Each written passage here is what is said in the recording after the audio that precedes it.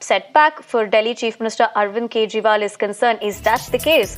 Well, because of the fact that Arvind Kejriwal's bail is on hold is what we're picking up. In fact, the High Court allows urgent hearing of the Enforcement Directorate's plea.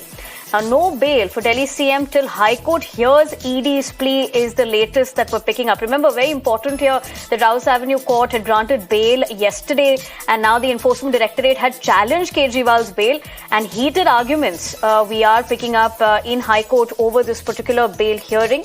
For the moment, let's also tell you with the fact that what the ASG had also said in terms of the fact that as we're talking about these important legal proceedings is that the ASG did state that he's moving for an urgent stay, and the order was pronounced yesterday, but the order is not uploaded and they were not given a clear opportunity to oppose the bail is what we're learning. In fact, ASG SV Raju, who is representing the Enforcement Directorate, said was asked to finish arguments quickly. Pulkit, my colleague, joins me for more. Pulkit, जहां तक ये अभी इस वक्त सवाल है, क्या ये बड़ा सेटबैक होगा केजरीवाल के लिए?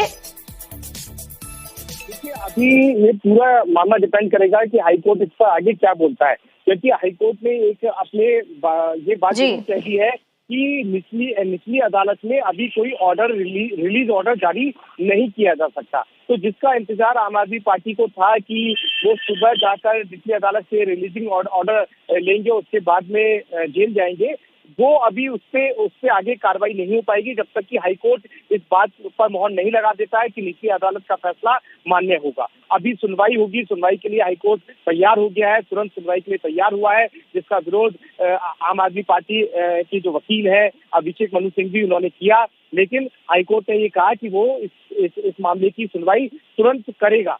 अब इसमें फैसला हाईकोर्ट के ऊपर है कि वो निचली अदालत के फैसले को मान्यता देता है कि नहीं। जी पुलकित, और एक सवाल करना चाहूंगी यहाँ पे कि जो एएसडी ने कहा है, जो एसवी राजू है जो ईडी को रिप्रेजेंट कर रहे हैं, कि उन्होंने ये भी कहा था क्योंकि ऑर्डर अपलोड नहीं हुआ था उस वक्त, तो उनको एक क्लियर अपॉर्चुनिटी नहीं मिला था बेल को अपोज करने के लिए। देखिए, अभी भी ये बात कही जा रही है कि अभी जो निचली अदालत के ऑर्डर की कॉपी है वो नहीं मिली है। अभी थोड़ी देर पहले ही आम आदमी पार्टी के जो सांसद है संजय सिंह, उन्होंने भी ये ट्वीट कर कहा है कि जब ऑर्डर की कॉपी अभी तक आई ही नहीं है तो ऐसे में ईडी हाईकोर्ट कैसे पहुंच गई, ये सवाल जरूर आम आदमी पार्टी उठा रही है। दूसरा सबसे बड़ी बात जो है वो ये कि कोर्ट में ईडी की तरफ से ये कहा गया कि उन्हें उनका पक्ष सही से सुना नहीं गया, वो अपना पक्ष पूरी तरीके से नहीं रख पाए, इसलिए इस मामले पे अभी इससे होना चाहिए और इस जमानत नहीं मिलनी चाहिए। ये बात ईडी की तरफ से कोर्ट के अंदर कही गई है। जी Pulkit, thank you very much for getting us more on those important details as far as what is essentially being said with the legal developments of this. It's only a matter of time until we understand what the clear outcome of this will be.